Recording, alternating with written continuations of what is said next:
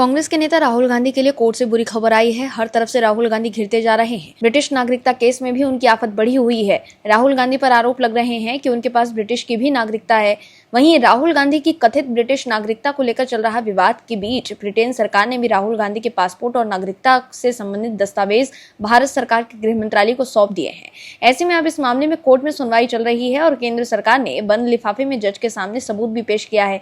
वहीं इस मामले को लेकर भी राहुल गांधी की चिंता बढ़ गई है। कर्नाटक के बीजेपी कार्यकर्ता और वकील एस विघ्नेश शिशिर ने सूचना का अधिकार यानी आरटीआई के तहत राहुल गांधी के कथित ब्रिटिश पासपोर्ट की कॉपी और भारत यूके सरकार के बीच हुए पत्राचार की जानकारी मांगी थी।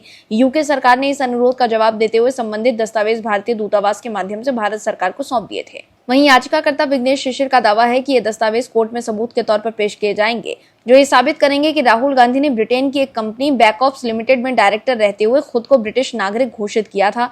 विघ्नेश शिशिर का दावा है कि उनके पास राहुल गांधी की कथित ब्रिटिश नागरिकता को लेकर पर्याप्त सबूत हैं।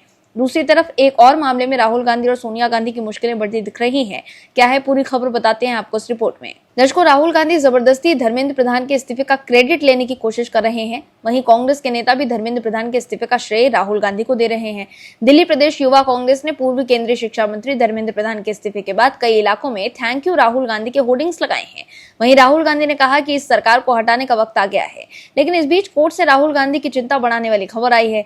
दरअसल दिल्ली हाईकोर्ट ने सोमवार को कांग्रेस नेता सोनिया गांधी, राहुल गांधी और अन्य प्रतिवादियों को ईडी की क्रिमिनल रिवीजन पिटीशन पर जवाब दाखिल करने के लिए 3 सप्ताह का समय दिया। ईडी ने याचिका ट्रायल कोर्ट के उस आदेश को चुनौती देते हुए दायर की थी, जिसमें कथित नेशनल हेराल्ड मनी लॉन्ड्रिंग मामले में उसका अभियोजन शिकायत पर संज्ञान देने से इनकार कर दिया गया था।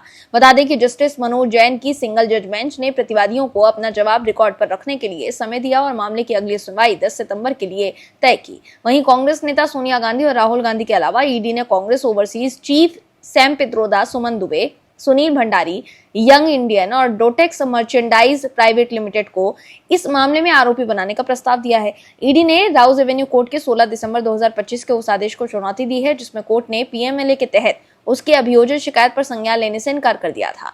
वहीं कोर्ट का यह कहना था कि यह कानूनी रूप से स्वीकार्य नहीं है। केंद्रीय एंटी मनी लॉन्ड्रिंग एजेंसी का तर्क है कि ट्रायल कोर्ट ने यह मानकर गलती की है कि पीएमएलए के तहत अभियोजन शिकायत किसी निजी शिकायत से उत्पन्न अनुसूचित अपराध पर आधारित नहीं हो सकती। वहीं ईडी के मुताबिक किसी सक्षम अदालत द्वारा निजी शिकायत पर लिया गया संज्ञान पुलिस द्वारा दर्ज एफआईआर से ज्यादा महत्व रखता है और आपराधिक कार्यवाही या तो पुलिस जांच के माध्यम से या मजिस्ट्रेट के समक्ष निजी शिकायत के जरिए शुरू की जा सकती है।